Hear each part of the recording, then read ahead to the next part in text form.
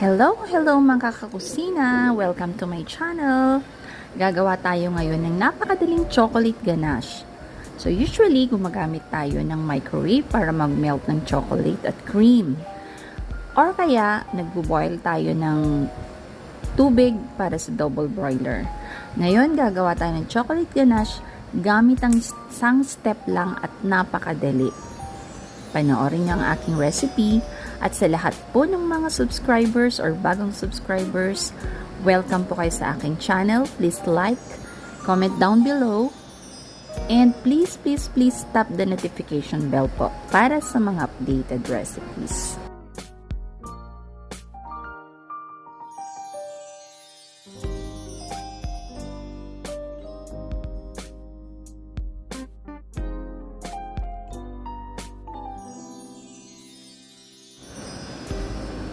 Mga kakusina, gamit ko po ay chocolate bar.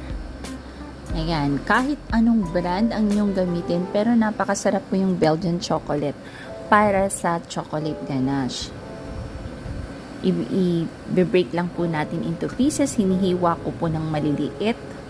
Pwede nyo pong itagda rin, gawing maliliit na piraso para madali po siyang i-melt mamaya.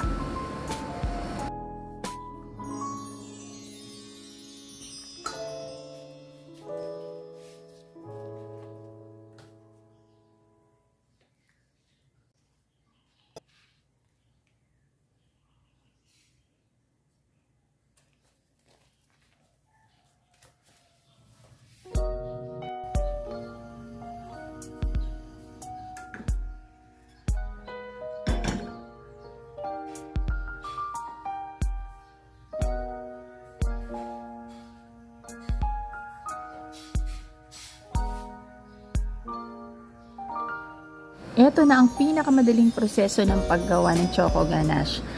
Kung wala kang microwave, wala ka ng problema dahil ididirekta mo lang na paiinitin ang heavy cream or ang all-purpose cream. So habang may bubbles, pag may bubbles dun sa sa gilid, okay na siya. Wag mo nang hintayin na kumulo yung all-purpose cream. Then pag okay na, ibuhos na dun sa may chocolate and butter. Pero hintayin muna ng 30 seconds bago siya haluin o stir. Para yung init, hahalo siya sa chocolate at mas madaling mag-melt yung chocolate.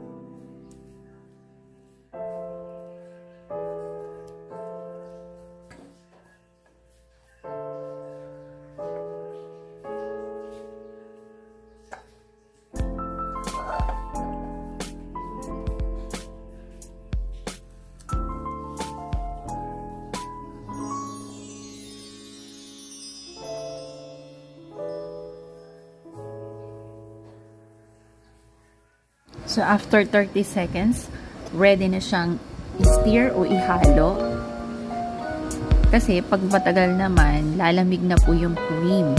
So, yan, habang medyo mainit pa yung all-purpose cream at na-absorb na ng chocolate, ihalo natin ng ihalo hanggang sa maging soft, smooth, and silky na po yung chocolate.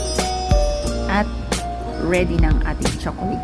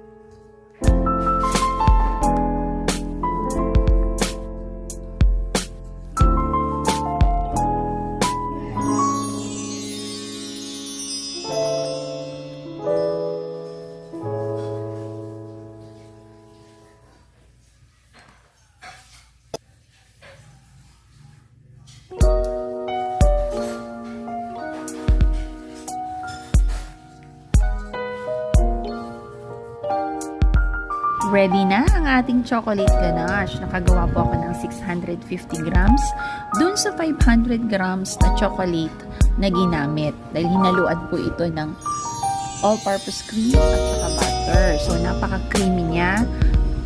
Ready na siya para sa mga chocolate cakes natin, ice cream cakes, or kahit na anong desserts na gagamitan natin ng napaka-creamy na chocolate. Ito hindi siya madaling tumigas dahil meron na siyang cream. So, set aside or balutin natin ng cling wrap or plastic wrap kung hindi pa po natin to gagamitin. Subscribe to my channel and maging updated po kayo sa mga recipes pa na gagawin natin.